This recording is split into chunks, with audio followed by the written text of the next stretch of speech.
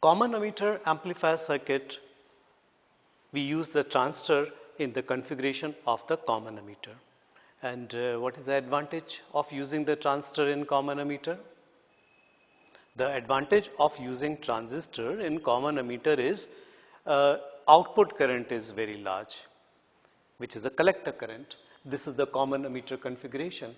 Emitter here, input is in the base current, output is in the collector current, So input current is a base current, output current is collector current is 95%, base current is 5%, so there is a very large gain in the current. Now how we can use this as a circuit in the amplifier circuit? We have to make certain change. First of all, you have to make the common emitter amplifier, common emitter transistor circuit. So here we make the common emitter circuit. This is the common emitter. I made the emitter common. This is the base, this is emitter, this is collector. And which transistor it is?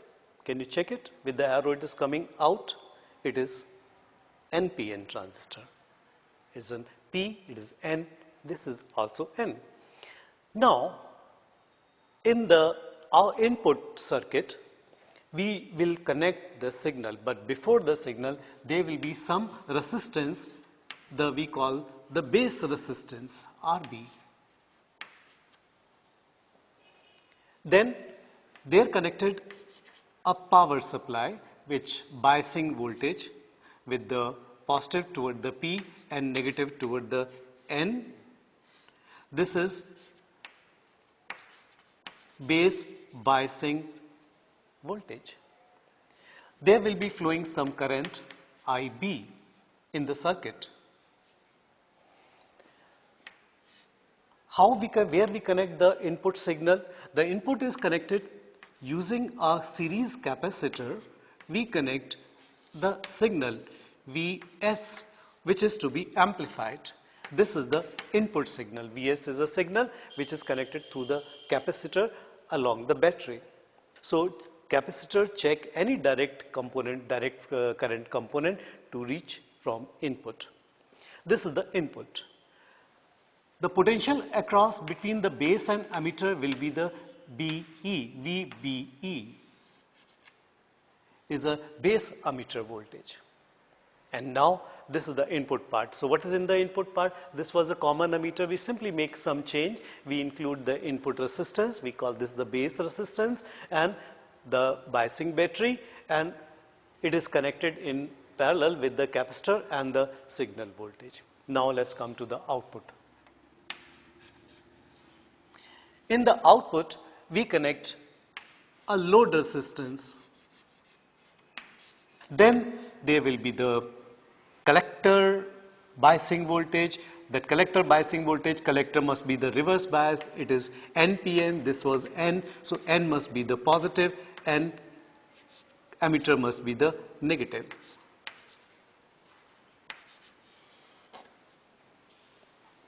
So this is collector biasing voltage ECC, which is constant. Now where is an output? Output is across the RL. So here we take the output.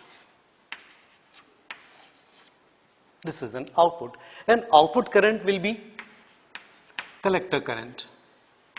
Direction this way is the collector current will be the output current, and collector voltage. Here we also connect one capacitor, this blocking capacitor, which check any DC component and allow only variable voltage to appear in the output. From Kirchhoff law, we can write the terminal voltage VBE is equal to EBB minus IB RB, using the same relation. So this gives the biasing voltage is equal to VBE minus IB RB. Now EBB is a input voltage. This is like an input voltage because input voltage, the signal voltage is parallel to the EBB. So it is an input voltage. So we get input voltage is VBE, base emitter voltage, minus IB minus, it will be plus, sorry, because IB will come out to this side, it is plus IB into RB. If we change the input voltage, what will happen? VBE, the terminal voltage being constant across the base and the emitter, the only change will be there in the IB. So if I change the input voltage, the change in VBE will be 0 plus, because it is a constant, it is IB RB. Base current will change, the biasing will change. So with the change in input voltage, the biasing will change, IB will change, VB is being 0, change in VB will be 0. Now similarly, let's take in output. Output is again the terminal voltage here, right? So how we can give output? Output voltage can be given as an ECC minus IC into RL. ECC is a biasing voltage being constant. So if input current is changed, IB will change. IB will change, will make a change in IC, ECC being constant. When IC will change, there will be the change in output voltage, which will be equal to 0 minus delta IC into RL. Why 0? Because biasing voltage is constant. It is not changing. RL is not changing. Only the IC will change to delta IC.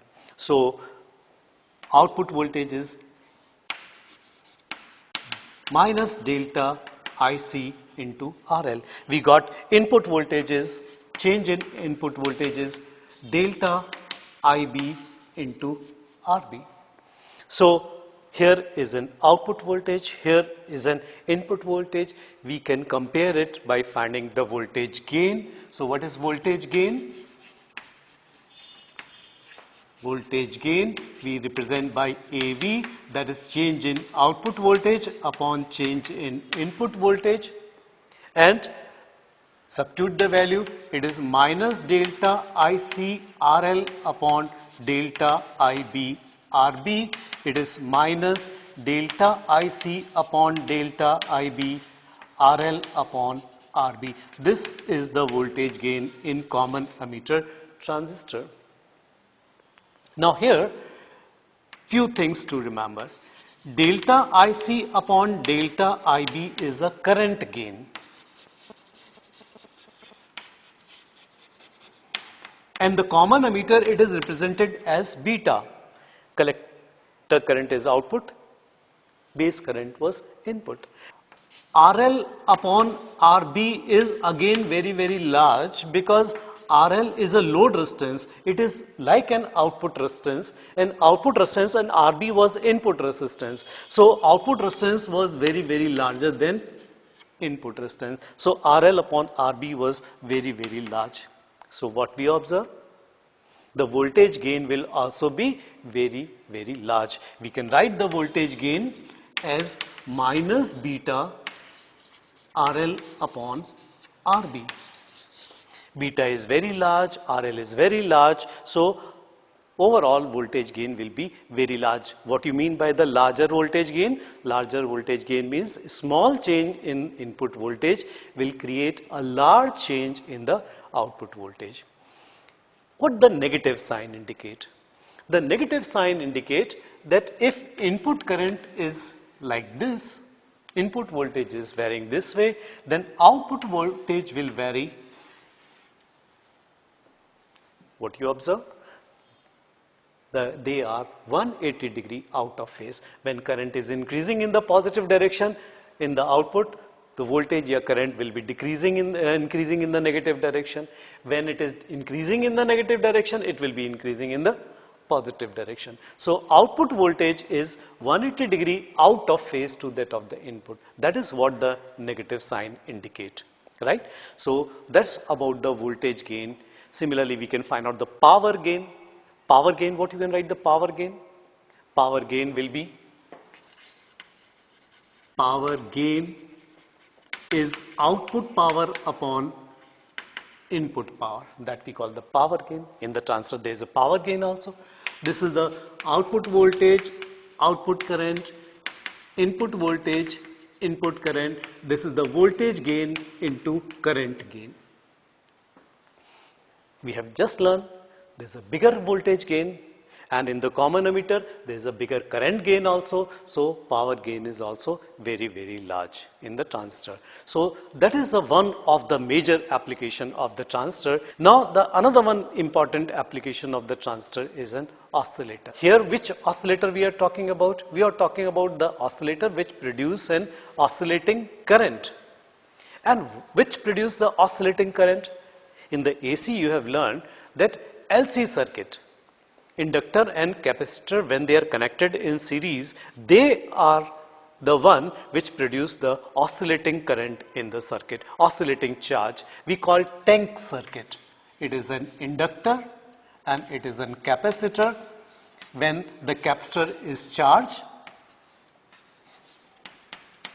by a cell, when we switch on, the capacitor is charged, and when this charged capacitor is allowed to discharge through the inductor, then charge oscillate between the capacitor, plate of the capacitor through the inductor.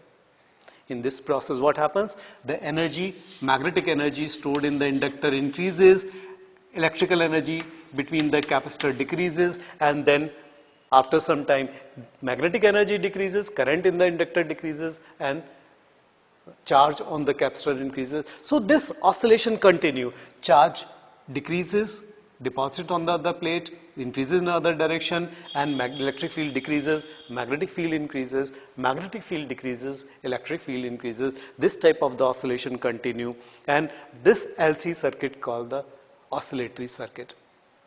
That produce an electrical oscillation, and the frequency of the oscillation, you have done it in the AC, is 1/2 pi under root LC, which is same as that of the resonance frequency, right? These are the LC oscillation. But the problem with this oscillator is there. So oscillator is a device which produces an electrical oscillation. It produces an electrical oscillation without taking any input, signal. So basically how it produces an oscillation? It converts the biasing voltage, or it converts the DC into the oscillating current. So we say it is converting AC into DC, right? But it is taking the DC and converting it into the oscillating current.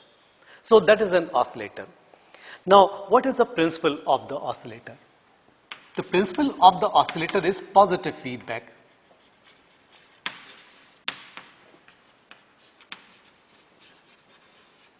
Positive feedback. What is positive feedback? Here is basically the oscillatory circuit, which is connected to the common emitter amplifier, and here is an output. The fraction of the output is taken back by a proper circuit we call the feedback circuit, and given it to the input. And this entire thing is now called an oscillator.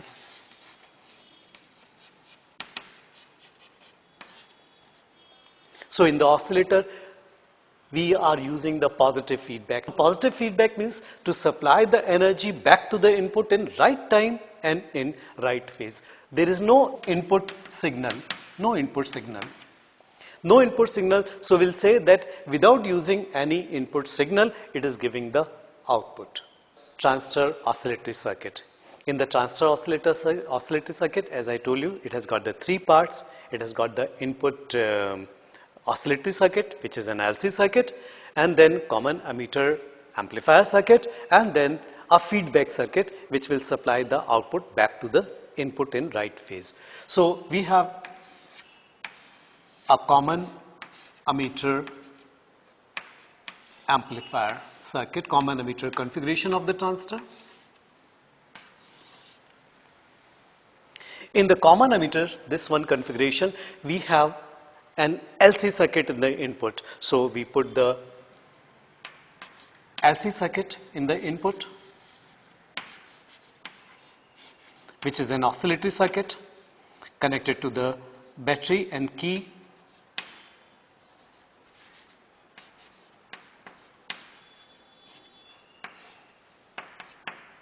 This is an oscillatory circuit, LC, which is connected to the input of the common emitter amplifier.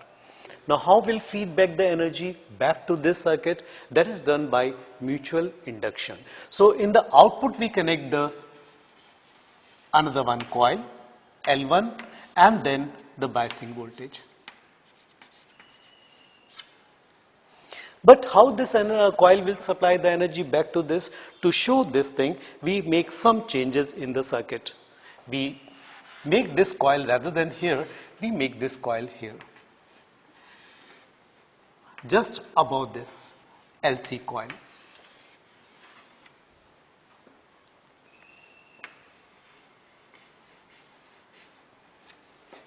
This is an L1 coil, and these two coils are wrapped on the same core. These two lines shows that they are wrapped on the same core, one over the other, and there is a mutual induction take place. This arrow shows there is a mutual induction between two coils. So whenever you switch on, the capacitor gets charged, and when it discharges, it produces an oscillating base current. This oscillating base current produces an oscillating collector current. This oscillating collector current produces an oscillating current in the coil, and so the mutual induction take place from coil L1 to coil L. Because whenever there is a change of current, we have learned in the mutual induction, whenever there is a change of current in the one coil, they produce an induced current in the second coil. So mutual induction take place back into this. So IB, which was increasing, continue to increase further by the mutual induction till it reached the maximum value. When it reached to the maximum value, IB momentarily stop, mutual induction is stop, the current start decreasing. When IB decreases, again it is decreasing continuously, it decreases the IC, and so again the mutual induction take place because current is changing, although in the decreasing direction, in such a way that current continue to decrease to 0. Once it reaches to the 0, again momentarily the current is stopped, and again the capacitor start discharging in the opposite direction. Again IB increases, IC increases, mutual induction again take place, current continue to increase till it reach to the maximum value in the negative direction. Process continue. Every time the current changes here, either increasing or decreasing, it causes the change in IC, and it causes the transfer of the energy back till the process is reached to the saturation in either of the direction.